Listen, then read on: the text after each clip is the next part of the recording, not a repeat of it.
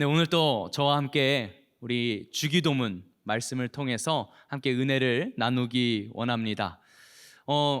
이 시간들을 통해서 여러분들이 단순히 그냥 주기도문의 의미를 아는 시간으로 그치는 것이 아니라 우리 기도의 가이드라인이 만들어졌으면 좋겠습니다. 여러분들이 앞으로 기도할 때에 주님께서 우리가 어떻게 기도하기를 원하시고 어떤 방법과 방식으로 또 어떤 말들로 기도하기를 원하시는가, 이것들을 우리가 오늘 이 시간 함께 말씀을 나누고 그것을 알아가시면서 앞으로 여러분들의 기도 제목과 기도의 내용과 기도의 형식이 바뀌고 또 바르게 자리를 잡아가기를 바랍니다. 우리가 오늘 함께 살펴볼 말씀은 이 뜻이 하늘에서 이루어진 것 같이 땅에서도 이루어지이다 라는 이 말씀이 무엇을 구하는 기도인지 또 무엇을 어떻게 기도하는 것인지 우리가 함께 말씀을 나누고자 합니다. 하늘의 뜻이 이 땅 가운데, 찬양의 가사에도 있지요. 도대체 이것은 무엇을 구하는 것일까? 우리가 먼저 이 말씀을 의미를 알기 전에 몇 가지들을 좀 우리가 살펴볼 필요가 있습니다. 우선 우리의 지금 처지, 상황, 또 우리의 모습을 먼저 돌아보아야만이 이 말씀이 무엇을 우리에게 구하게 하시는지를 알 수 있어요. 자, 우리의 모습을 먼저 돌아보기 전에 하나님께서 우리에게 이런 요구를 하셨습니다. 전도서 12장 1절 말씀을 보면 이렇게 말씀하셨어요. 너는 청년의 때에 너의 창조주를 기억하라. 곧 곤고한 날이 이르기 전에 나는 아무 낙이 없다고 할 해들이 가깝기 전에. 너는 청년의 때에 너의 창조주를 기억하라 라고 말씀을 하셨어요. 우리 청년의 때에 우리가 기억해야 할 것이 있다면 바로 창조주 하나님을 기억하는 것입니다. 그렇다면 이 창조주를 기억한다는 것은 무엇을 의미하는 것인가? 창조주를 기억한다는 것은요, 먼저 자기 주제를 파악한다는 것입니다. 우리 자신의 자기가 누구인지 우리의 정체성을 분명하게 알기 위해서는요, 먼저 우리를 지으신, 우리가 이 세상에 존재하게 하신 그분을 먼저 기억할 수 있어야 한다는 거예요. 나의 정체성을 안다는 것은 무엇을 의미하냐면 내가 어디에서 와서 왜 존재하고 어디로 가는지를 안다는 것입니다. 다시 말하면 나에게는 창조주가 있다. 그리고 나는 그 창조주에 의해서 이곳에 존재하게 된 피조물이라는 사실을 기억하라는 것입니다. 그래서 그것을 기억한다는 것은 또 무엇을 우리가 기억한다는 것입니까? 이 피조물은 당연히 이 지으신 이를 따라서 존재해야 하는 거예요. 근데 우리는 그것을 알지 못하고 자기 멋대로 살아가려고 합니다. 로마서 11장 36절을 보면 이렇게 말씀하셨어요. 이는 만물이 주에게서 나오고 주로 말미암고 주에게로 돌아갑니다. 그러니까 모든 피조물들은 하나님, 창조주이신 하나님을 통해서 존재하게 되었고 그 하나님을 위해서 살다가 다시 하나님께로 돌아가는 것이 합당하다는 것입니다. 이 요한계시록 4장 11절 말씀을 보면 24장로가 자기들이 받은 그 면류관을 다시 하나님께 돌려드리면서 이런 고백을 해요. 우리 주 하나님이여 영광과 존귀와 권능을 받으시는 것이 합당하오니 주께서 만물을 지으신지라. 만물이 주의 뜻대로 있었고 또 지으심을 받았나이다.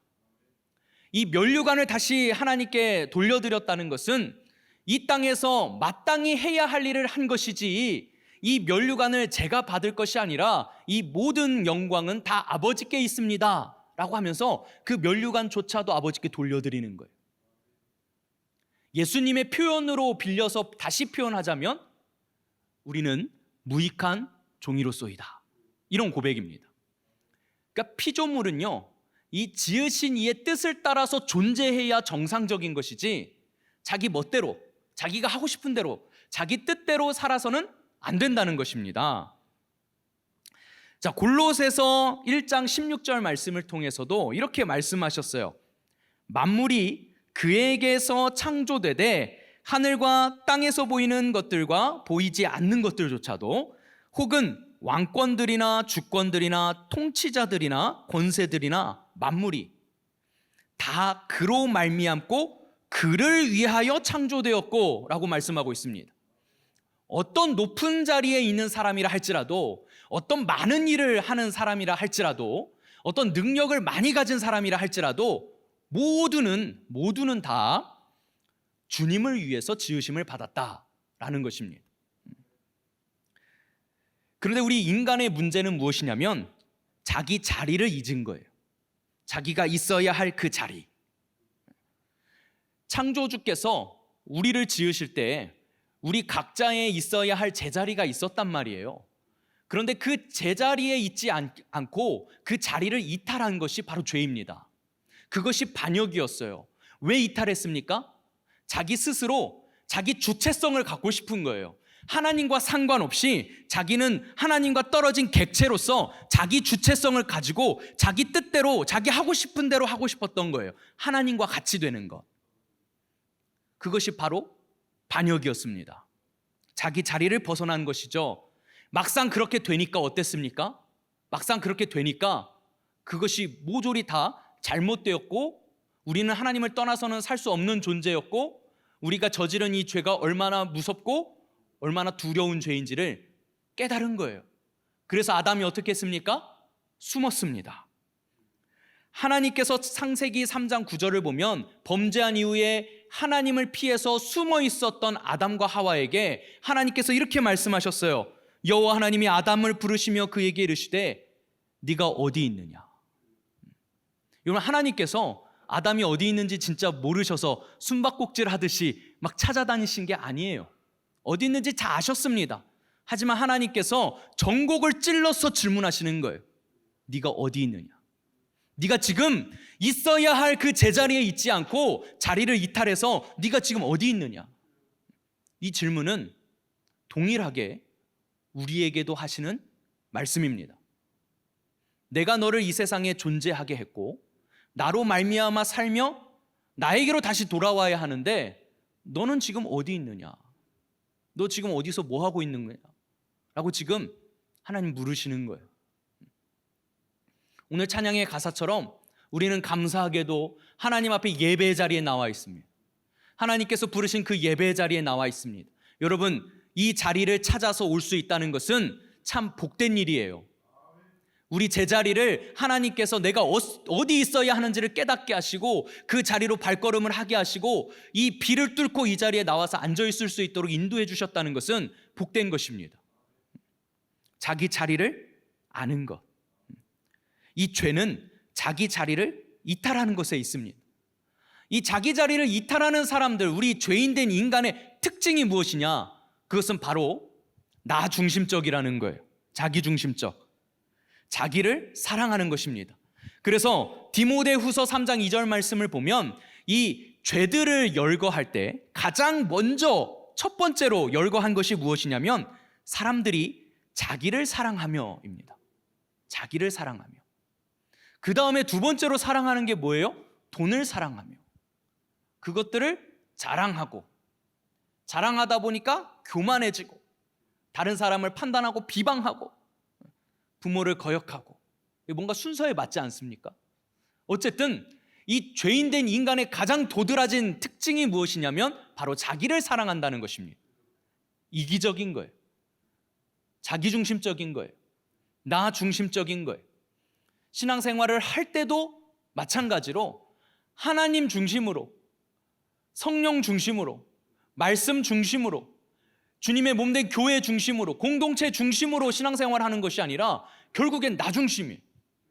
내 기도 제목이 응답되어야 하고, 내가 바라는 소원하는 것들이 이루어져야 하고, 나의 삶의 형편이 나아져야 하고, 나의 모든 것들이 좋아져야, 그때서야 내 마음에 평안이 찾아오고 기쁨과 감사가 되어서 하나님을 예배할 수 있는.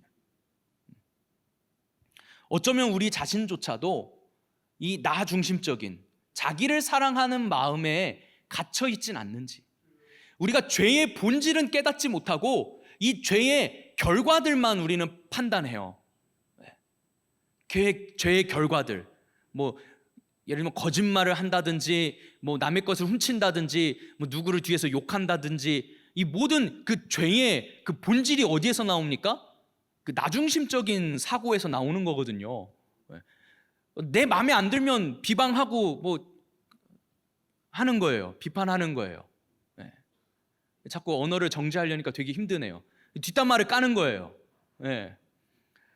그러니까 이 모든 죄의 그 행태들은 이 본질적으로 자기를 사랑하는 것에 있습니다.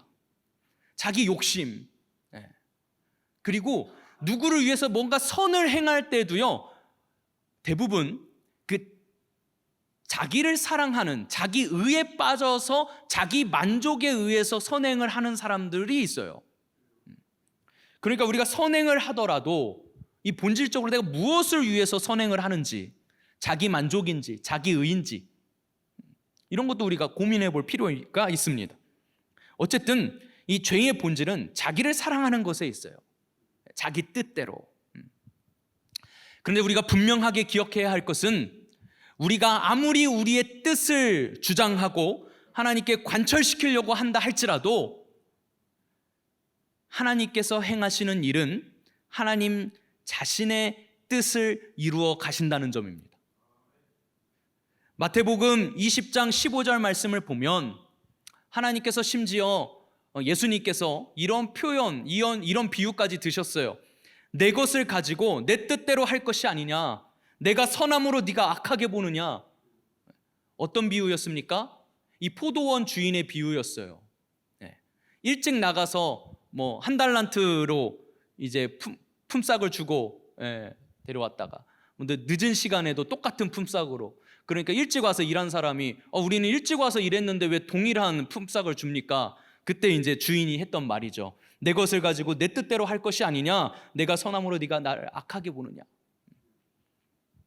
여러분, 어쩌면 우리가 하나님의 선하신 뜻을 거슬러서 내 뜻과 일치하지 않는다고, 내 뜻에 맞지 않다고, 잘못됐다고 불평과 불만과 원망을 쏟아놓을 때가 너무나도 많습니다. 하나님의 뜻이 무엇인지는 안중에도 없이 자기 뜻과 계획과 자기의 바램대로 되지 않는다고. 하나님께서 원하시는 것은 하나님의 뜻대로 행하는 자를 하나님께서는 원하세요. 왜냐하면 그것이 피조물의 마땅한 모습이니까. 그래서 마태복음 12장 50절 말씀을 보면 예수님께서 이렇게 말씀하셨습니다. 누구든지 하늘에 계신 내 아버지의 뜻대로 하는 자가 내 형제요 자매요 어머니라 하시더라. 하나님의 뜻대로 해야 하는 거예요. 또 마태복음 7장 21절에서는 더 심하게 말씀하셨습니다. 나더러 주여 주여 하는 자마다 차 천국에 들어갈 것이 아니요 다만 하늘에 계신 내 아버지의 뜻대로 행하는 자라야 들어가리라. 그러니까 아무리 주여 주여 외쳐봐야 하나님의 뜻대로 하지 않으면 소용이 없다는 거예요. 아무리 우리가 이 자리에 나와서 아무리 주님을 목 놓아 부르짖고 아무리 간절하게 기도하며 아무리 때를 써봐도 우리가 그분의 뜻을 알지 못하고 그분의 뜻대로 작동하지 않는다면 하나님께서는 우리가 그 아버지의 뜻을 깨달을 때까지 우리를 뭐 하십니까? 연단하실 겁니다. 이 하나님의 뜻대로 산다는 것이 쉽지 않아요. 더군다나 이미 진로를 결정해서 지금 살아가고 계신 여러분들에게 하나님의 뜻을 이제 와서 깨달아가지고 나의 모든 생활 패턴과 나의 진로와 나의 비전과 그 모든 것이 다 뒤집어지고 다 바뀐다고 생각해 보세요. 엄두가 안 나요. 그렇죠? 일평생 목사로만 살아야 되는 줄 알고 전공도 신학, 심지어 이 신학만 10년이 넘게 학교를 3번이나 다니면서 계속해서 이 공부만 하고 이것만 알고 살았는데 하나님이 넌 아니래. 그러면 진짜 절망적일 것 같아요. 저는 기술도 없어요. 뭐 어떻게 하고 살으라는 거예요. 네. 하지만 하나님의 뜻이라면 제가 굳이 고집을 피우면서 이 길을 가야 되는 것은 아니잖아요. 마지막 찬양이 저에게는 그렇게 들렸어요. 오늘 우리가 고백했던 주님 말씀하시면 내가 찬양하면서 되게 부담스럽더라고요. 내가 멈춰 서리라.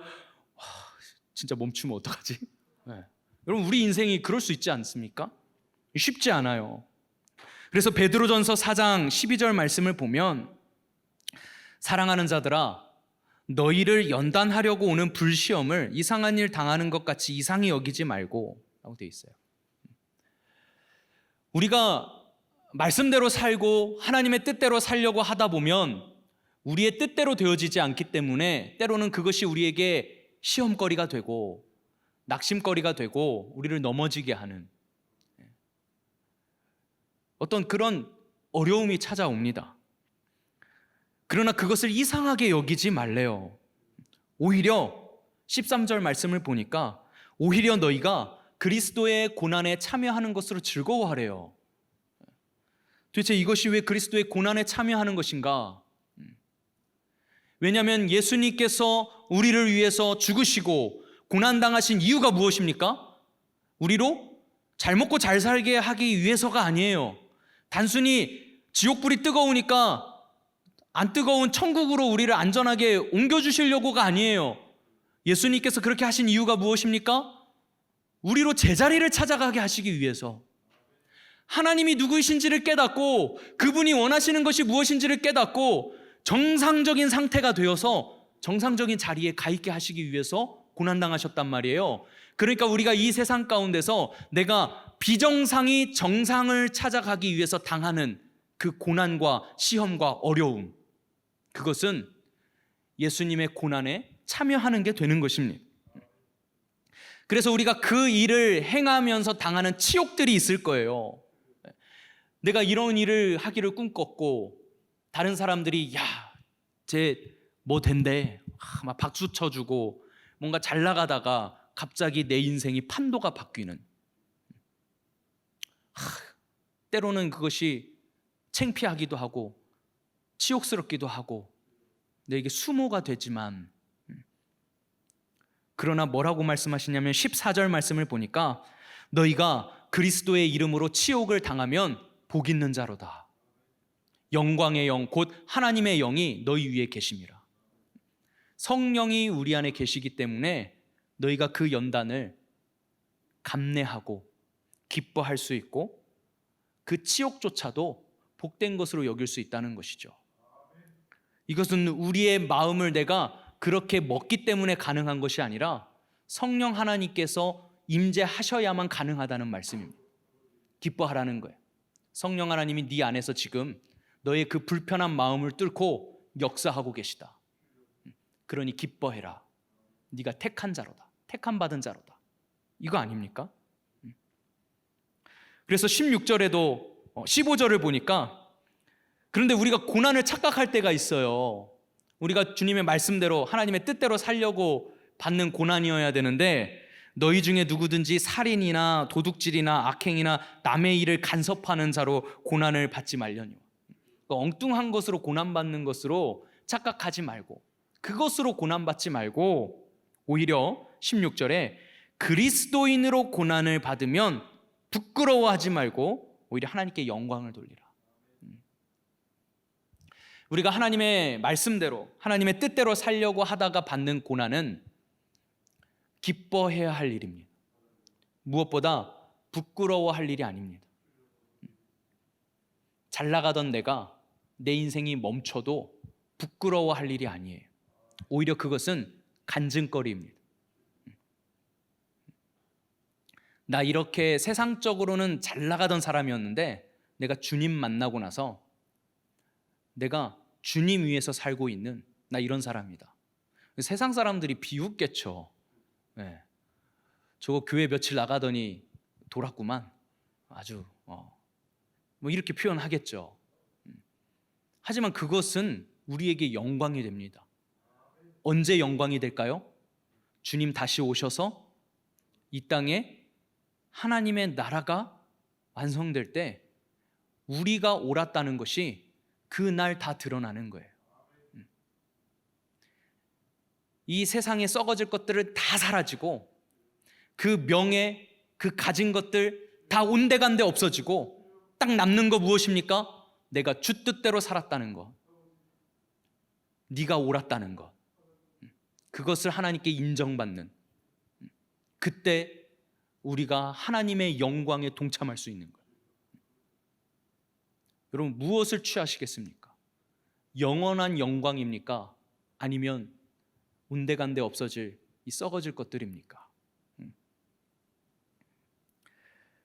그래서 19절 말씀에 이렇게 기록하고 있습니다. 그러므로 하나님의 뜻대로 고난을 받는 자들은 또한 선을 행하는 가운데에 그 영혼을 미쁘신 창조주께 의탁할지어다. 하나님의 뜻대로 고난을 받다 보면 우리의 마음에 시험이 찾아옵니다. 그러니까 불시험이라고 했죠. 이게 보통 시험이 아니니까 불시험인 거예요.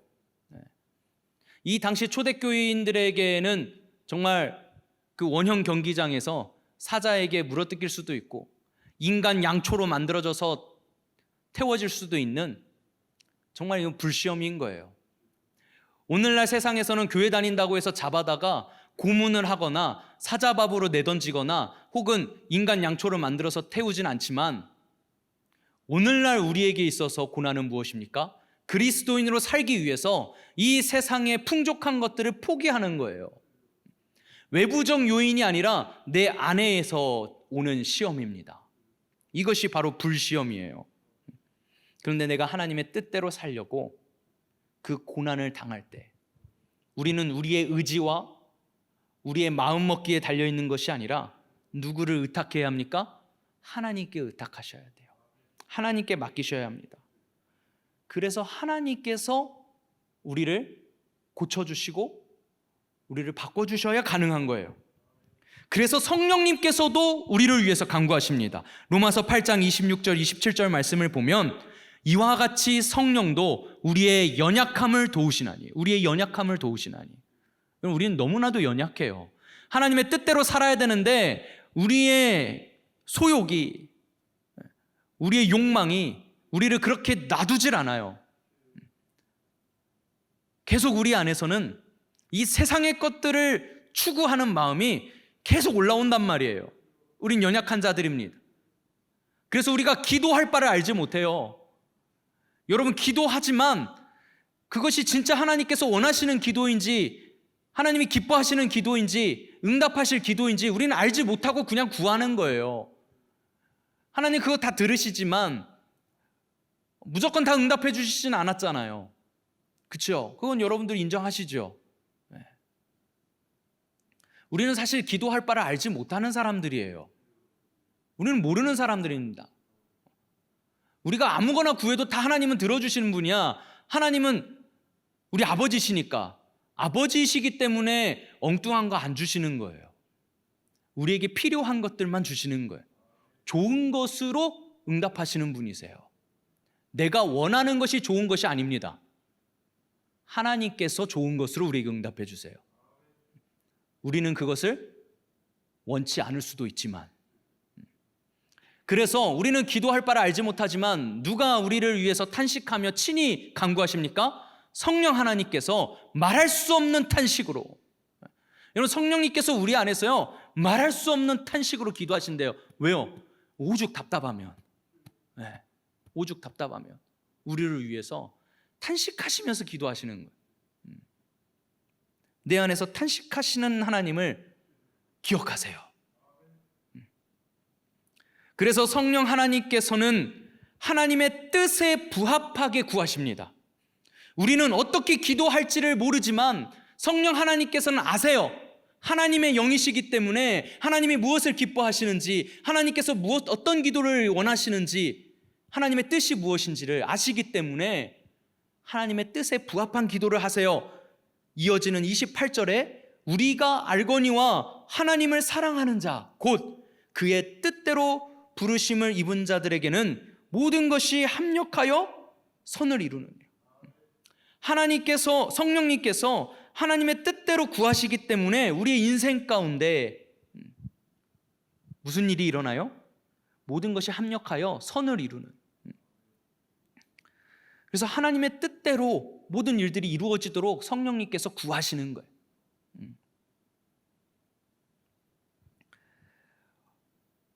우리에게 주어지는 것은 이제 고민과 근심들입니다. 이제 고민과 근심이 찾아와요. 전에는 나에게 이 지금 내가 기도하고 있는 기도 제목이 어쨌든 지금 이루어져야 돼서 이게 이루어지지 않기 때문에 고민하고 근심했는데, 이제 이것들을 하나님의 뜻을 알게 되면 이것이 하나님의 뜻인지 아닌지, 그리고 하나님께서 이것을 구하는 것을 기뻐하지 않으실 수도 있나? 하나님께서 원하시는 게 뭘까? 하나님의 뜻을 찾자니 내가 포기해야 될 것도 너무 많고 내려놔야 될 것도 너무 많은 이제 고민과 근심에 빠지기 시작합니다. 그 고민과 근심이 나를 시달리게 해요. 힘들게 합니다. 그런데 여러분, 그것은 후회할 것이 아닙니다. 고린도후서 7장 10절 말씀에 이렇게 말씀하셨어요. 하나님의 뜻대로 하는 근심은 후회할 것이 없는 구원에 이르게 하는 회개를 이루는 것이요, 세상 근심은 사망을 이루는 것이니라. 여러분, 우리의 신앙생활은 속편한 것이 아닙니다. 내가 속 편해지는 것, 내가 이 세상에서 더 이상 어떤 걱정과 근심이 사라져서 평안한 것, 뭔가 경제적 자유도 누리고 노후도 보장되고 앞으로의 나의 인생과 삶이 보장된 어떤 걱정과 근심이 없는, 그렇게 살고 싶잖아요. 행복한 가정도 이루고 앞으로 더 이상 내가 막 시달리지 않아도 돼. 상상만 해도 저도 입가에 웃음이 번져요. 상상만 해도 그런 삶 살고 싶잖아요.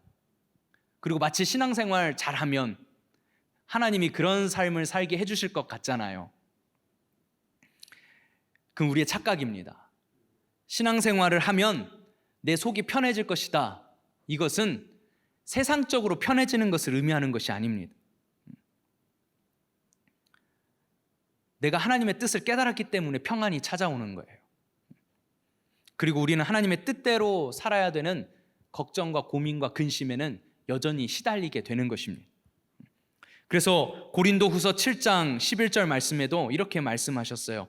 보라, 하나님의 뜻대로 하게 된 이 근심이, 이제 하나님의 뜻 때문에 근심과 고민과 걱정이 이제 시달리고 빠지게 되는 거예요.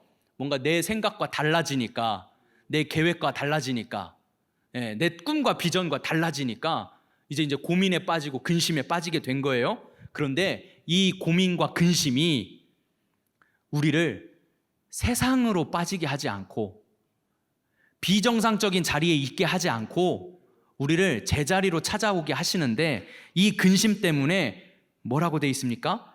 너희를 얼마나 간절하게 하며, 얼마나 변증하게 하며, 얼마나 분하게 하며, 얼마나 두렵게 하며, 얼마나 사모하게 하며, 얼마나 열심히 있게 하며, 얼마나 벌하게 하였는가. 너희가 그 일에 대하여 일체 너희 자신의 깨끗함을 나타내었느니라.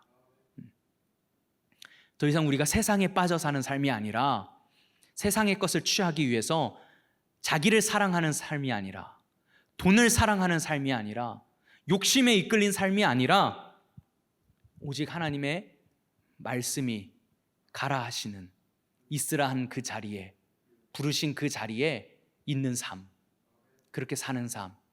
비록 세상 사람들이 비웃고 조롱할지라도, 내 체면이 깎인다 할지라도, 내가 우스운 사람이 된다 할지라도 내가 제자리에 가 있는 거, 내가 제자리에 있어야 할 자리에 가 있는 거.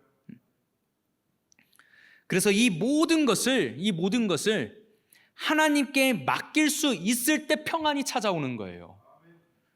내 삶의 환경이 안락해지고 세상 속편해져서 평안이 찾아오는 게 아니라, 여전히 나의 상황과 환경은 여전히 이 세상을 어떻게 뚫고 살아가야 될지 늘 막막하지만, 내가 하나님의 뜻대로 행했더니 하나님께서 어찌 나로 살게 하시고, 하나님이 진짜 살아계셔서 역사하신다는 것을 나에게 가르쳐 주실 때, 참 놀랍고 그때마다 감사하고 그것이 나의 고백이 되고 간증이 되고, 그러니 어떤 어려움이 와도 이전에 그렇게 행하신 하나님께서 이번에도 그렇게 행하심을 내가 믿고 신뢰하면서 평안한 거예요.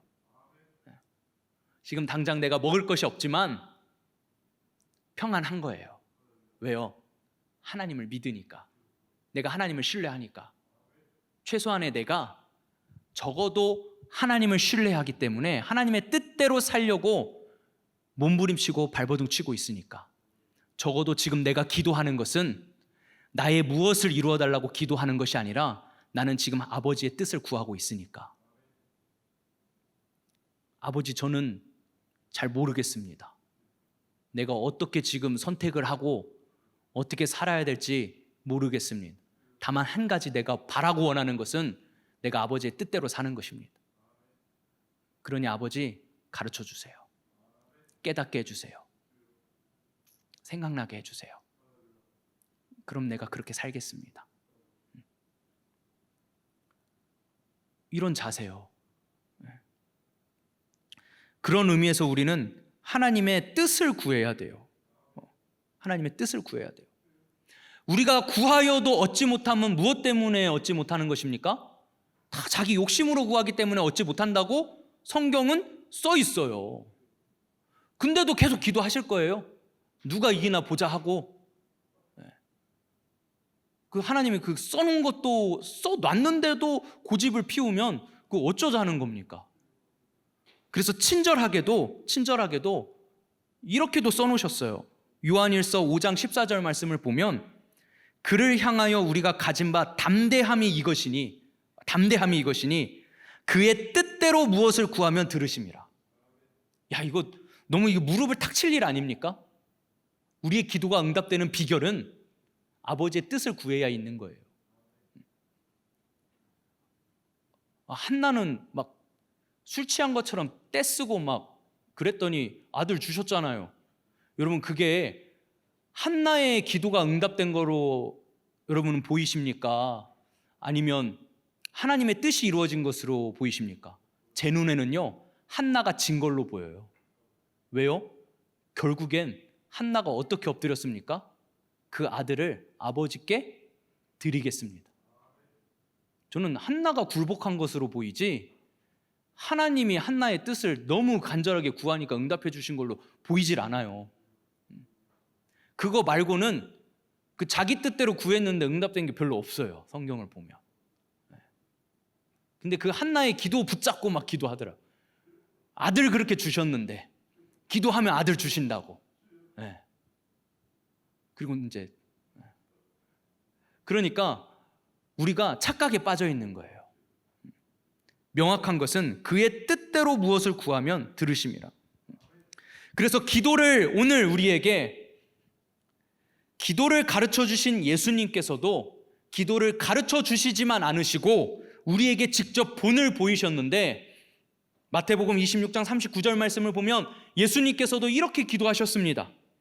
조금 나아가서 얼굴을 땅에 대시고 엎드려 기도하여 이르시되, 내 아버지여, 만일 할만하시거든 이 잔을 내게서 지나가게 하옵소서. 그러나 나의 원대로 마시옵고 아버지의 원대로 하옵소서. 우리에게 아버지의 뜻을 구하라고 가르치신 예수님께서 먼저 본을 보이시고 기도하신 것이 자기의 십자가 처형을 앞두고 아버지의 원대로 하옵소서, 죽음을 불사했습니다. 여러분, 그런데 우리가 뭐라고? 그 죽지 않겠다고, 나는 그 일 하지 않겠다고, 나 이렇게 살 거예요, 아빠 나 이렇게 살 거야, 나한테 그런 삶을 요구하지 마, 내가 하고 싶은 대로 하면서 살게 해줘, 나도 이렇게 살고 싶어. 하나님 뭐라고 하시는지는 모르겠고, 나 이렇게 해주세요, 이러고 있는 것 같지 않습니까? 어느 날 문득 저도 들었더라고요. 뭐 하나님이 분명히 나한테 요구하시는 게 있는 것 같은데 우선 나는 막 귀 닫고 막 내 기도만 막 하는 것 같아. 어느 날 문득 너무 응답이 안 되니까 어떤 문제가 있는 거지? 보니 하나님은 이미 나에게 다 말씀하셨더라고요. 내 진로, 내가 어떻게 살아야 하는지, 내가 어디에 있어야 하는지, 내가 무엇을 해야 하는지 이미 다 성경에 써놨는데 막 그것은 안중에도 없고 막 내가 원하는 것만 막 기도하고 있었던 거예요. 그러면서 막 그거 안 된다고, 응답이 안 된다고, 더 잘 응답받는 방법이 무엇인가, 어떤 목사님의 설교가 나에게 가장 응답을 잘 받는 비결을 가르쳐주는 설교인가 막 찾아 막 간증을 들었더니 이렇게 했더니 하나님이 이렇게 해주셨다 막 그 얘기 들으면 막 이렇게 해야 될 것 같고 미신에 빠지는 거예요. 미신에 교회를 다니는데 그 미신에 빠지는 게 남의 간증 들어서 그래요. 막 이렇게 했더니 이렇게 해주시더라. 그럼 막 다 죄다 이렇게. 근데 어떤 사람은 다 안 돼 또. 그 뻥인 것 같은데. 그 뒤로부터 한 몇 년 지나니까 부흥사들 얘기는 이제 안 들어와. 다 뻥이라고. 나 그렇게 해봤는데 안 되더라고. 나는 그냥 케바케야. 막 이러고. 미신에 빠지는 거예요. 우리가 구해야 될 것은 하나님의 뜻을 구하는 것입니다. 오늘 예수님께서 우리에게 가르쳐 주신 하늘의 뜻이 땅에서도 이루어지게 해달라고 구하는 것은요, 1차적으로는 나에게, 2차적으로는 우주적인 기도입니다. 우리는 마치 이 기도를 우주적인 기도로만 생각을 해요. 나와 상관없이 하나님의 뜻이 여기 이루어지게 해주세요, 이런 걸 막 구하라는 건가 보다. 자기는 이렇게 빠져 있어. 그리고 여기에 하나님의 뜻이 이루어지게 해주세요. 근데 내가 이 기도를 왜 해야 되지? 뭐 이렇게 생각하면서. 그러니까 그냥 생각 없이 그냥 하늘의 뜻이 뭐 땅에서도 이루어지게 하고 싶고, 생각이 없어. 그냥 주문 외우듯이 그냥 지나가는 거예요. 근데 우리가 그 기도를 할 때는 1차적으로는 그 하늘의 뜻이 이루어진 것처럼 어디에 이루어져야 돼요? 나에게 이루어져야 돼요. 아버지의 뜻이. 여러분, 아버지의 뜻이 이루어진다는 것은 무엇이냐면, 하늘에서 이루어졌다는 것은 무엇을 의미합니까? 하늘은 무엇입니까? 지난번에 하늘에 대해서 우리가 함께 말씀 나눴었어요. 하늘은 무엇이냐면 어떤 장소적 의미가 아니라 하나님이 둥둥 떠 계시는 뭐 그 하늘이 아니라 전방위적인 하나님의 통치를 의미한다 그랬습니다. 우리가 알지 못하는 어떤 신비한 곳까지, 모든 곳에 미친 하나님의 통치와 다스림. 그러니까 하나님의 뜻은 이미 모든 전방위적의 모든 것에 다 이루어졌지만 아직 하나님께서 놔두신 곳이 있어요. 그곳이 어디냐면, 하나님께서 통치를 못하시는 것이 아니라 놔두신 곳이 있어요. 거기가 어디냐면 바로 죄인된 우리 인간들, 그리고 여전히 공중권세 잡은 자가 지멋대로 활동하고 활개치고 있는 이 세상입니다. 왜 하나님께서 여기에 아직 때로는 간섭하시기도 하지만 죄인된 인간들을 그대로 내버려 두시기도 하시고, 공중권세 잡은 자가 아직도 활개치도록 내버려 두신 이유는 무엇일까요? 아직 때가 이르지 않았기 때문입니다. 어떤 때요? 추수할 때. 그래서 곡식과 가라지가 섞여 있지만 놔둬라. 가라지 뽑다가 곡식도 상할까? 우선 놔둬라. 때가 되면 싹 걷어가지고 가라지는 다 불로 태우고 곡식은 곳간에 들이면 되니 놔둬라. 놔두시는 거예요. 그러나 우리가 구해야 될 것은 무엇입니까? 아버지, 그래도 어쨌든 내가 곡식이라면 내 안에 아버지의 뜻이 먼저 내 안에 이루어져야 하고, 우리가 신앙생활하고 있는, 그리고 아버지의 통치와 다스림을 받아야 되는 아버지의 백성들이 이 땅에 있으니 아버지, 주님이 저들을 통치하고 다스려 주세요. 먼저는 나를 다스려 주시고 여기에도 아버지의 뜻이 이루어지기를 원합니다. 그리고 전 우주적으로는 궁극의 아버지의 통치와 다스리심이 모든 피조물에 임하기 원합니다. 이것을 구하는 것입니다. 기도의 시간은요, 하나님께 나의 기도를 따르라고 종용하는 시간이 아니라 하나님께 나를 맞춰가는 시간입니다. 순종하고 따라야 하는 편은 내 자신이에요. 하나님이 내 뜻을 따라주시는 게 아니라 내 뜻이 아닌 하나님의 뜻, 아버지의 뜻에 나를 맞추는 시간입니다. 그런 면에서 우리의 기도는 뜻을 구하는 기도이고 통치와 다스리심을 구하는 기도입니다. 하나님의 의를 구하는 기도예요. 그의 나라와 그의 의를 구한다는 것은 하나님의 통치와 다스리심, 하나님의 말씀으로 나를 이끄심, 하나님의 뜻을 가르치심을 우리가 구하는 것입니다. 내가 그렇게 살겠습니다. 그리고 우리가 그렇게 살겠습니다. 아버지를 믿는 우리 공동체가 그렇게 살겠습니다. 그러니 우리에게 깨닫게 해주세요. 알게 해주세요. 가르쳐 주세요. 그 크고 비밀한 것을 기도하면 가르쳐 주신다고 했잖아요. 가르쳐 주세요. 여러분, 그래서 우리의 기도는요, 말씀을 의존하는 기도여야 합니다. 무턱대고 내가 바라는 거, 원하는 거, 초신자는 그럴 수 있어요. 적어도 우리가 성경을 알고 성경을 읽을 줄 알고 성경 말씀을 듣는 귀가 열려 있다면, 여러분 성경 말씀을 조금이라도 듣고 계신다면 여러분 우리 기도는 이제 달라져야 합니다. 어린애처럼 떼쓰는 게 아니라 뜻을 구하고 아버지의 말씀을 의존하면서요, 구체적으로는 하나님의 약속을 의존하는 거예요. 하나님의 언약을 의존하는 기도입니다. 하나님, 이렇게 말씀하셨잖아요. 그 말씀이 나에게 이루어지기 원합니다. 하나님께서 내가 이렇게 살면 이렇게 해주시겠다고 약속하셨잖아요. 내가 이렇게 살기 원합니다. 말씀에 의존하는 기도가 되어야 해요. 이 세상에 하나님의 뜻이 아닌 일이 없습니다. 우리의 인생과 사건이 마찬가지예요. 하나님의 뜻이 아닌 일이 없어요. 그러니 우리가 거스르지 말아야 합니다. 하나님의 뜻을 거스르면 고달파지는 거예요. 하나님의 뜻을 거스르는 인생은 얼마나 고달픈 인생이 되겠습니까? 헛수고니까. 제멋대로 사는 인생이 성공한 것 같고 멋있는 인생인 것 같지만 사실은 망한 인생임을 우리가 기억해야 합니다. 결국은 망한다는 사실을. 하나님을 아는 것, 하나님의 뜻을 안다는 것이고 그 뜻대로 살아간다는 것이 바로 하나님과 교제하는 것이고 사귀는 것이고 동행하는 것입니다. 하나님의 뜻이 이루어지게 하옵소서. 도대체 하나님과의 교제가 뭐냐, 사귐이 뭐냐, 동행이 뭐냐. 내가 이렇게 걸을 때마다 그냥 하나님 여기 어디에나 계시는 분이니까 하나님 여기 계시지, 하나님 계시죠? 뭐 이게 동행이냐? 아니에요. 하나님의 뜻을 아는 것, 그리고 내가 그 뜻을 구하고 계속 그 뜻대로 살려고 하는 것, 그것이 바로 하나님과의 동행입니다. 우리가 이제 기도할 때 하늘의 뜻이 이 땅에 이루어지게 하옵소서. 먼저는 나에게 이루어지는 것이다. 내가 먼저 그것을 구하는 것이다.